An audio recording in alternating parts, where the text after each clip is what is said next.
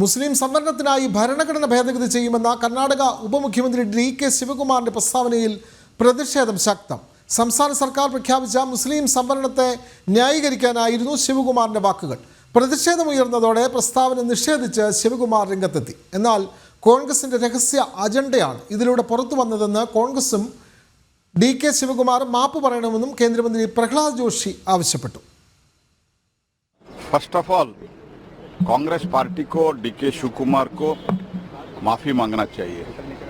इनका hidden agenda जो है उन्होंने वो बाहर कर दिया है. He has made it public. और कांग्रेस पार्टी अंबेडकर जी का जीवितावधि में, डॉक्टर बाबा साहेब अंबेडकर जी का लाइफ टाइम में जीवितावधि में भयंकर इन लोगों ने अंबेडकर का, डॉक्टर बाबा साहेब अंबेडकर जी का अपमान किया है.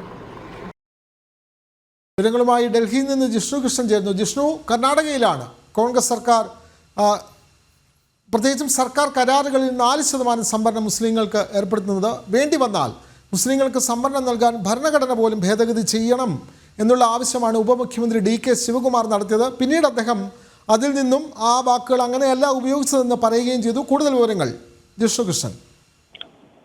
വിനോദ, മുസ്ലിമുകൾക്ക് സംവരണം നൽകുന്നതിന് ഭരണഘടന തിരുത്തും, ഭരണഘടന മാറ്റി എഴുതും എന്നുള്ള ഡി.കെ. ശിവകുമാറിന്റെ പ്രസ്താവനയിൽ ഡി.കെ. ശിവകുമാറും ഒപ്പം കോൺഗ്രസും രാജ്യത്തെ ജനങ്ങളോട് മാപ്പ് പറയണം എന്നുള്ളതാണ് ബി.ജെ.പി. ആവശ്യപ്പെട്ടിട്ടുള്ളത്. പ്രത്യേകിച്ച് കേന്ദ്രമന്ത്രി പ്രഹ്ലാദ് ജോഷി ഉൾപ്പെടെയുള്ളവർ ചൂണ്ടിക്കാട്ടിയിട്ടുള്ളത് ഡി.കെ. ശിവകുമാറിന്റെ പ്രസ്താവന ഭരണഘടനാ വിരുദ്ധമാണ്. ഭരണഘടനാ ശില്പികളായിട്ടുള്ള ബി.ആർ. അംബേദ്കർ ഉൾപ്പെടെയുള്ളവരെ അപമാനിക്കുന്ന പ്രസ്താവനയാണ് ഡി.കെ. ശിവകുമാർ നടത്തിയത്. അതുകൊണ്ട് മാപ്പ് പറയണം എന്ന ആവശ്യം പ്രഹ്ലാദ് ജോഷി ആവശ്യപ്പെട്ടിട്ടുണ്ട്. മുസ്ലിം സംവരണത്തിനായി ഭരണഘടന വേണ്ടി വന്നാൽ ഭരണഘടനയിൽ മാറ്റം വരുത്താം എന്ന വിവാദ പ്രസ്താവനയായിരുന്നു ഡി.കെ. ശിവകുമാർ നടത്തിയത്. അതിനെതിരെ പ്രതിഷേധം ശക്തമായതോടെ വിനോദ് ചൂണ്ടിക്കാട്ടിയതുപോലെ ആ പ്രസ്താവന അത് അങ്ങനെയല്ല ഉദ്ദേശിച്ചത് തുടങ്ങിയിട്ടുള്ള ന്യായീകരണങ്ങൾ നിരത്തിക്കൊണ്ട് അതിൽ നിന്ന് പിന്മാറാനുള്ള ശ്രമം ഡി.കെ. ശിവകുമാർ നടത്തിയിരുന്നു. പക്ഷേ കോൺഗ്രസ് സർക്കാരിന്റെ കർണാടകയിലെ പ്രവർത്തനങ്ങൾ പരിശോധിക്കുമ്പോൾ ഒന്ന്, സർക്കാർ കരാറുകളിൽ 4% സംവരണം, കൂടാതെ ബജറ്റിൽ പ്രഖ്യാപിച്ചിട്ടുള്ള മുസ്ലിം വിഭാഗത്തിന് വേണ്ടി മാത്രം